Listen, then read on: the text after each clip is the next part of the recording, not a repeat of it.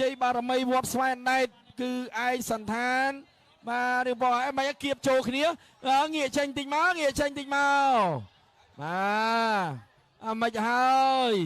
បាទអ៊ំមិត្តភាពឯងរៀងស្រឡាញ់គ្នាបាទរៀងស្រឡាញ់គ្នាបាទយើងងាកចេញតិចមកងាកចេញតិចមកបាទកុំឲ្យជួបគ្នាពេកអីយ៉ាអូយមានអ្នកទះដៃទៀតអូយបើប្រជែងគ្នាល្អអត់ទេមែនទេតាមពិតចាក់យងពងអ៊ំអូយប្រហែលគ្នាល្អម្លេះលេងគ្នាអូយបារមីឯងមានជ័យដកអើយបារមីឯងមានជ័យកំពុងតែដកអើយបាទមិនឯងអ្នកស្វែងណែតអ្នកស្វែងណែតមិនអីបានហើយ3ខ្ទង់ហើយ3ខ្ទង់ហើយបាទ4ខ្ទង់ហើយ4ខ្ទង់ហើយ5ខ្ទង់ហើយ6ខ្ទង់6ខ្ទង់7ខ្ទង់បារមីឯកមានជ័យជាអ្នកទទួលបានជ័យជំនះបាទកលេចទៅមើលមកគូទៀតណែស្រីសជាមួយមហានសាយផ្លោះយ៉ាណែសិតតែទូកដែលមានប្រវត្តិគេហៅថាខ្លាំងណាបាទឥឡូវជួបគ្នាអើយបាទយ៉ាងម៉េចយ៉ាងម៉ាអូយអូប្រហាក់គ្នាទៀតបាទខ្សែទឹកខាងក្នុងសីសសុកសែនជ័យឯកស្ថានពណ៌បៃតងចំណែកខ្សែទឹកខាងក្រៅបាទគឺមហានសាយផ្លោះឯកស្ថានពណ៌ក្រហមរំលេចដោយចវាពណ៌សឥឡូវមកហើយបាទយ៉ាងម៉េចហើយកំពុងតែចាក់យោងល្អណាបាទឥឡូវយ៉ាងម៉េចចាំមើលមកដល់មុខពលាជ័យមុខវេទិកាបាទកិត្តិយសរបស់យើងតើទុកណាឥឡូវឃើញថាសៃផ្លោះនាំមុខបន្តិចបន្តួចបាទសៃផ្លោះកំពុងនាំមុខបន្តិចបន្តួច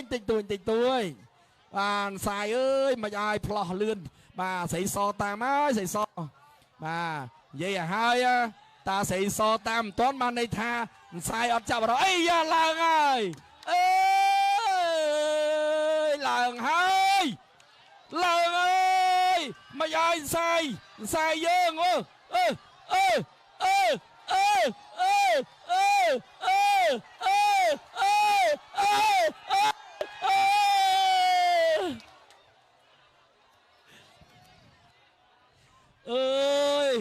ល្អមើលម្លេះ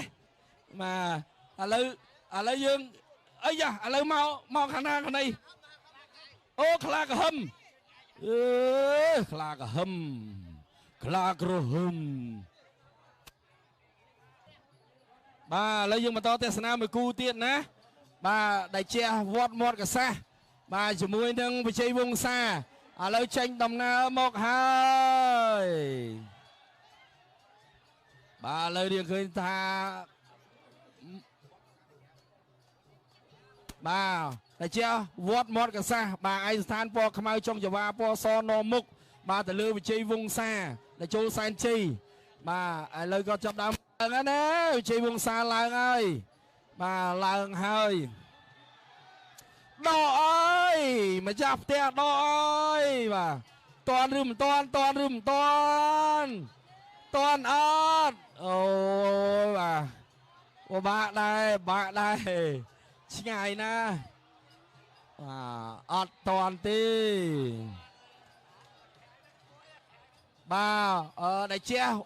វត្តមាត់កសាសទទួលបានជ័យជំនះការប្រកួតមិត្តភាពបាទលោកគ្រូ